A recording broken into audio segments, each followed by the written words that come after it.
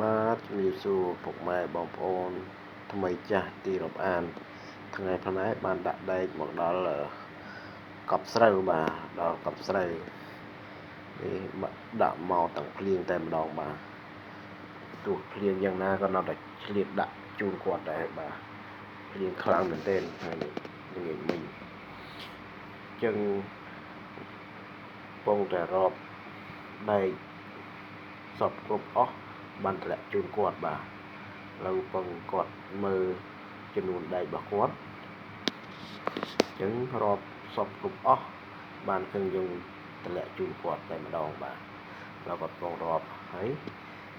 គាត់ថាអូខេរួចរាល់អស់ចឹងបានខាងយើងចាប់ផ្ដើមទម្លាក់តែម្ដងបាទចឹងបើពុកម៉ែបងប្អូន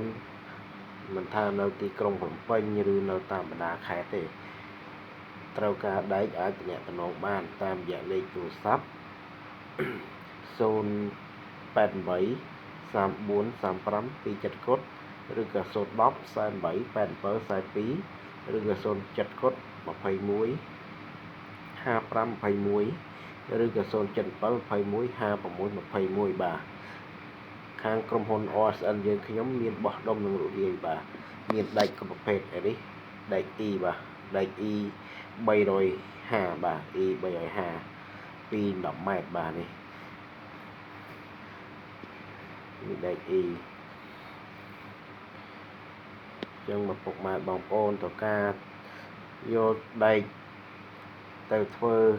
សិប្បកម្មខាងឡានធ្វើឡានធ្វើអីត្រូវតែម្ដងបាទខាងយើងខ្ញុំមានគ្រប់ប្រភេទដែកហាស់ដែកពុយដែកស្លឹកនេះមានគ្រប់ប្រភេទតែម្ដងបាទបងប្អូនចង់ធ្វើឡានធ្វើអីហ្នឹងត្រូវតែម្ដងបាទ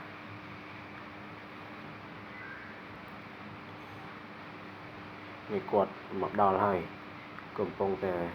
ស្រាយហើយបានតម្លាក់ជូនអតិថិជនតែថ្ងៃនេះភ្លៀងមិនថា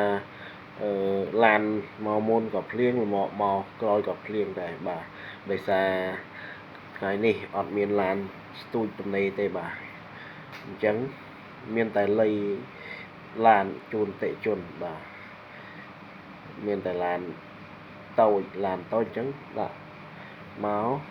ជូនគាត់តែម្ដងដោយសារគាត់ប្រញាប់ខ្លាំងមែនទែនគាត់បន្ទឿននោះបន្ទឿនមែនទែនអញ្ចឹងខាងយើងខ្ញុំក៏សម្រួលជូនគាត់តែម្ដងបាទសូមអរគុណបាទ